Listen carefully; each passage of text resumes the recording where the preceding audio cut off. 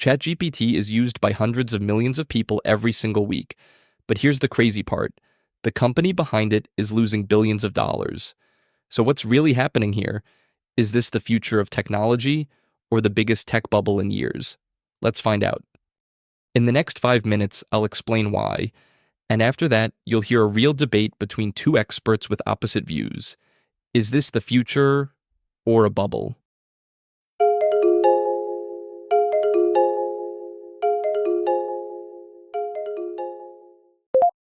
So, OpenAI. You know 'em. They gave us ChatGPT, right?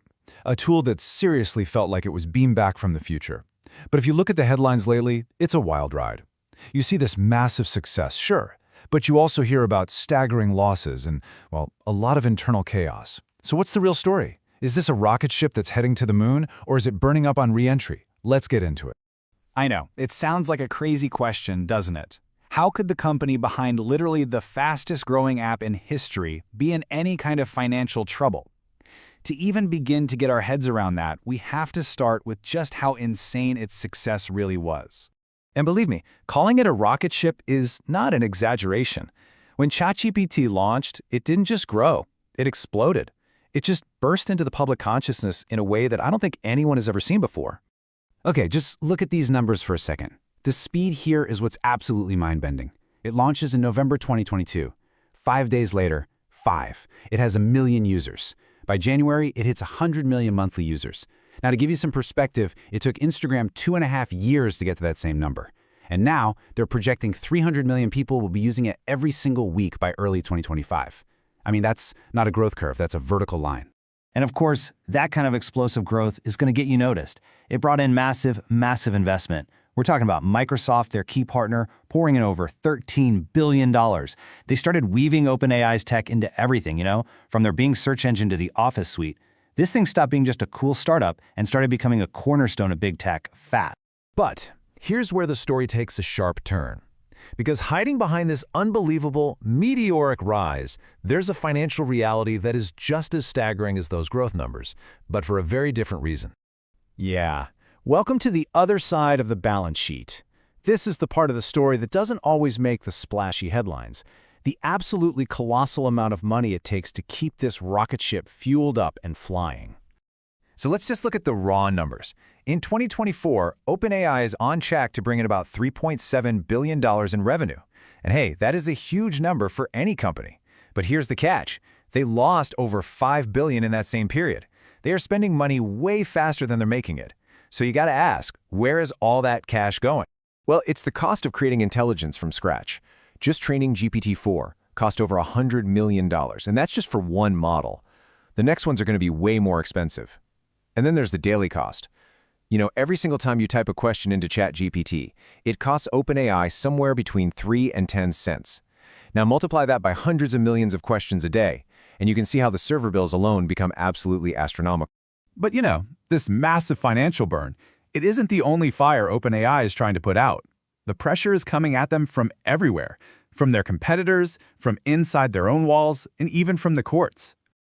You can honestly think of it like they're fighting a war on 3 separate fronts. First, they're not the only game in town anymore, not by a long shot. Second, that whole dramatic saga with CEO Sam Altman getting fired and then rehired, that exposed some really deep cracks in the company's leadership. And third, they are staring down the barrel of huge lawsuits that could totally upend how all AI models are built. And speaking of that competition, the gap has closed.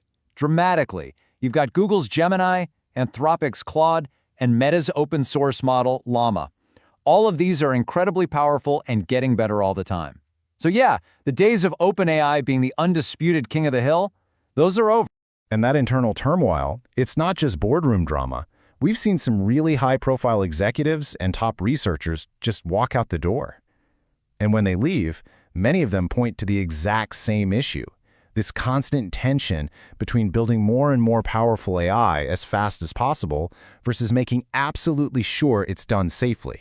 So when you put all of that together, the money they're burning through, the competition breathing down their neck, the chaos inside the company, it's pretty easy to see why the headlines are all screaming, crisis.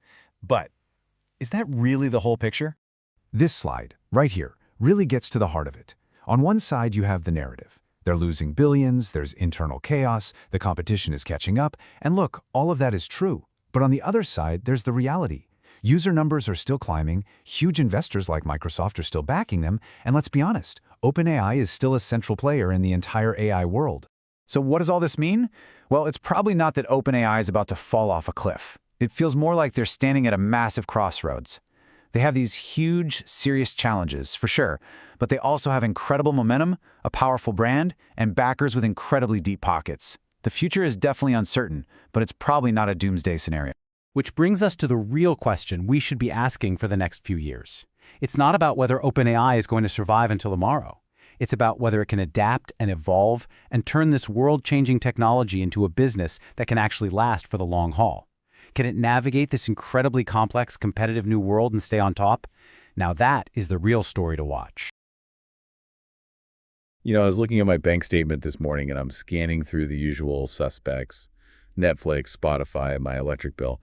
And then I saw that $20 charge for ChatGPT Plus. Mm-hmm. And it's funny because at this point, it feels less like a subscription and more like, I don't know, a utility? I don't even question it. Right. It's just part of the infrastructure of my life now. And I assume, because literally everyone I know uses it, that the company behind it must be just, absolutely swimming in cash. That is the default assumption, isn't it? When a product becomes a verb, when you GPT something, you assume the business side is as solid as the user base. Yeah. It's the Google or Facebook model, get the eyeballs and the money printer just turns on automatically. Exactly. But we're looking at the ChatGPT OpenAI 2025 report today, Mm-hmm. and it paints a picture that is, violently different from that money printer narrative. Oh, completely. We are looking at a company that is arguably the most important tech firm in the world right now, yet it's facing this financial and existential squeeze that I think most daily users are completely oblivious to. It's a fascinating dissonance. On one side, you have the deployment era, massive adoption, cultural dominance, integration into, everything. Right. And then on the other side, you have the economic reality, which shows them bleeding money at a rate that would bankrupt almost any other company in history. So that is our mission for this deep dive. We need to reconcile these two realities. Is OpenAI actually a sustainable business, or is this whole thing a massive bubble waiting to burst? Yeah. And honestly, I want to know if my $20 a month is actually covering the cost of the questions I ask, or if I'm just part of the problem. Well, spoiler alert, you almost certainly aren't covering the costs. But to understand why, we have to first look at just how high the mountain is that they've climbed in such a short time. Let's start with the scale, because even though I use it daily, the numbers in the report are just startling. I mean, we all remember November 2022. It felt like the world changed overnight. Oh, it did. I remember sitting there testing it thinking, okay, this isn't just a better chatbot. This is a new species. It was a singularity event. The stats really back that up. They hit 1 million users in just 5 days. 5 days. Yeah. And to put that in perspective, think about the giants of the Web 2.0 era, Instagram, Facebook, Spotify. It took them months, sometimes years, to hit that milestone. ChatGPT did it in less than a work week. And the report tracks that velocity all the way through to early 2025. It wasn't just a flash in the pan. Not at all. They're reporting over 300 million weekly active users now. Mm-hmm. And I noticed they switched to weekly metrics in this report, which is interesting. Usually apps report monthly active users. That is a very deliberate signal. Weekly implies habit. It implies utility. If you check an app once a month, it's a novelty. If you're checking it weekly or daily, it's part of your workflow. It suggests that for 300 million people, this isn't a toy anymore. It's a tool. And that's backed up by the integration side of things, too. It's not just people logging into a website. The report highlights the Microsoft ecosystem. Well, of course. I mean, Microsoft put $13 billion into this. It's in GitHub, it's in Office, it's in Bing. Exactly. If you're writing code in GitHub or you're drafting an email in Outlook or even just searching on Bing, you are hitting OpenAI's models. They've effectively become the utility layer for the modern internet. It's plumbing. So if we stop the analysis right here, the conclusion is obvious. Yeah. Massive success, dominant market share, deep institutional backing. Mm. If this were a regular SaaS company like a Salesforce or a Slack, we'd be popping champagne and buying stock. We would be. But this is where we have to pivot to the hidden cost of intelligence, because AI is not SaaS. The economics are fundamentally different, and that's where all the trouble starts. This is the part of the report that really caught my eye. In traditional software, the marginal cost is effectively zero. Pretty much, sure. If I build an app, it costs me the same amount whether one person downloads it or 1 million people do. The code is just copied. Precisely, and that's why tech companies are usually so profitable. You build once, you sell infinitely. But LLMs, large language models, they break that rule completely. They have two distinct buckets of massive costs: training and inference. So training is the upfront cost. The report mentions GPT-4 cost over $100 million just to create. Right. That's buying the GPUs, running the electricity, cooling data centers, crunching data for months. Correct. That's your capital expenditure. It's like building a factory. But the killer, the thing that really makes the balance sheet bleed, is inference. Inference. Yeah, this is the term the industry uses for running the model. And this is a concept I think a lot of people miss. Every time I type a prompt and hit enter, the model isn't just looking up an answer in a database like Google does. It's not a retrieval system. No, it is a generation system. It is literally computing the probability of the next word token by token in real time. It's thinking or processing fresh for every single user. Wow. And that requires massive computational power. The report cites analysts estimating that a single query costs OpenAI between 3 and 10 cents, depending on the complexity. Okay, let's pause on that math because that is wild. 3 cents doesn't sound like much. It doesn't. But if I have a back and forth conversation to debug some code, I might send 20 messages. That's what, 60 cents to $1 right there just for me in one session? Now, multiply that by 300 million users. And remember, the users on the free tier aren't paying a thing. Right. So for a huge chunk of their traffic, OpenAI is subsidizing 100% of that cost. They are paying for the privilege of letting you use their product. And that explains the 2024 financial snapshot the report details. The revenue numbers look great on the surface. Yeah. About $3.7 billion. Which for a company this young is insane revenue growth. It's historic. It is. But then you look at the bottom line. Yeah. The losses. Approximately $5 billion in losses. So they brought in nearly $4 billion, but they spent nearly $9 billion. That is the gap.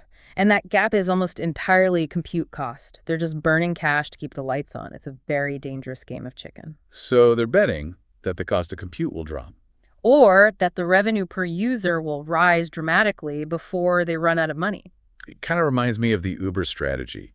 You know, subsidize every ride for a decade to kill the taxi industry and then figure out how to be profitable later. The difference is Uber didn't have to buy a new car for every single ride. The unit economics of AI are so much harder to solve than ride sharing. That's a good point.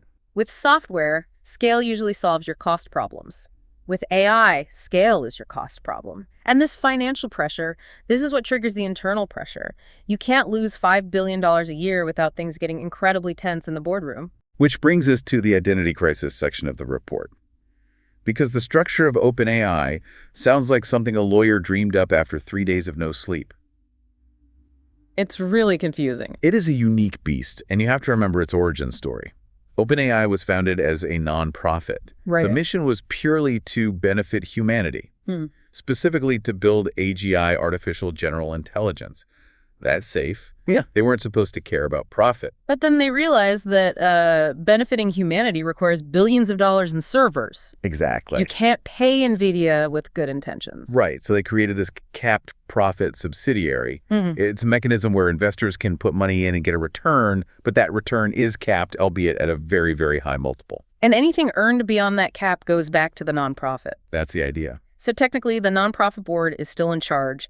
They're the boss of the for-profit company that was valued at $157 billion in late 2024.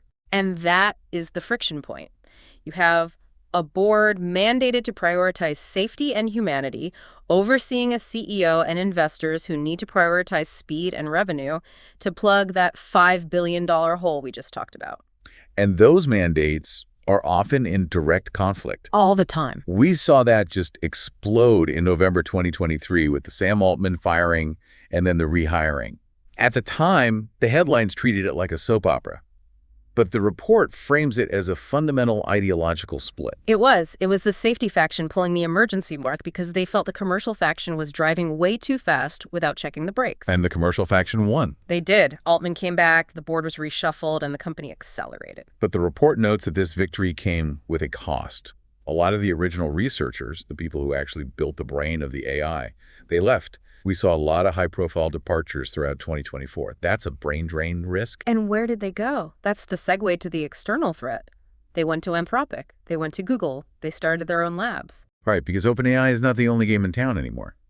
In 2022, ChatGPT was magic because it was unique. There was nothing like it. It was the only thing that could write a poem or code a website. Now, I have Claude, I have Gemini, I have Llama. The moat has, well, it's dried up. The report describes a shift from a technology race to a product race. What's the difference? The gap between GPT-4 and, say, Claude 3.5 or Gemini Ultra is negligible for most users. In some tasks like coding or creative writing, the competitors are actually better. And let's talk about Meta's role here. Mark Zuckerberg releasing Llama as open source feels like he just kicked the whole chessboard over. It's the ultimate disruptor move. If I can download a model that is 95% as good as GPT-4 and run it on my own private server for free minus electricity, why would I pay OpenAI a subscription? Yeah, that's a good point. Open source commoditizes the intelligence. It drives the price of smart down towards zero. So OpenAI is getting squeezed on both sides. Yeah. On the cost side, they're paying a fortune to run the models because compute is expensive. On the revenue side, competitors are dragging prices down because they are literally giving it away. And then, just to add a cherry on top, the lawyers are circling. The copyright issue. This is the sleeping giant. The report mentions multiple high-stakes lawsuits authors, newspapers like the New York Times. And what's the claim? They're claiming that OpenAI built its product by ingesting their work without permission or payment. If OpenAI loses those cases, what happens? Two things. First, massive retroactive payouts, which, given the burn rate, they likely can't afford. Okay. Second, and this is more damaging, they might be forced to retrain their models without that copyrighted data. Which would make the models dumber. Significantly dumber. A model that hasn't read the New York Times or scientific journals or modern literature is a much less useful tool.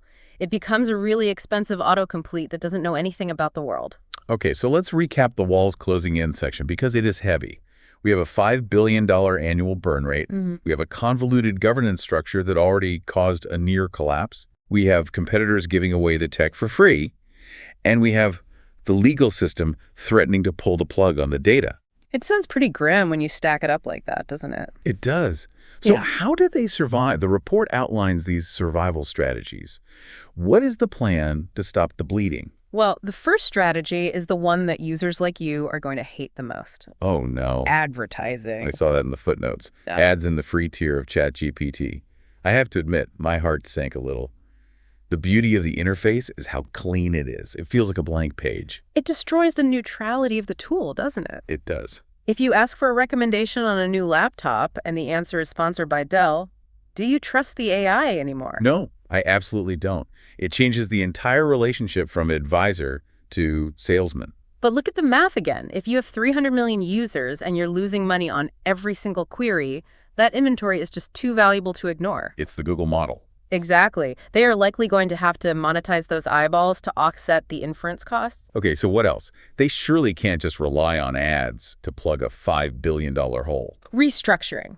There is immense pressure from investors, especially the ones coming in on these new massive funding rounds, to simplify that weird non-profit-for-profit structure So they want it to look a normal corporation. where the goal is profit, period. The mission to save humanity gets a designated parking spot in the back lot. So it becomes a corporate slogan. Effectively, investors want clarity, and they want to know their $157 billion valuation is protected. And finally, expansion. Yes, becoming the back end for the enterprise. They want to be the Intel inside for every business on Earth. If they can lock in the Fortune 500 to multi-year contracts, that provides the stable cash flow they need to offset the consumer volatility. They want to move away from relying on you paying $20 and move towards Citigroup paying $200 million. The report ends with this metaphor of the crossroads. It says the future isn't apocalyptic, but it is uncertain. It breaks it down into three lenses. Financially, they're in deep water, but they have a life jacket made of cash from investors who need them to succeed. Right. Reputationally, they've taken a hit from the drama and the copyright suits, but the brand is still incredibly strong, and technologically, they are still a leader, even if that lead is shrinking.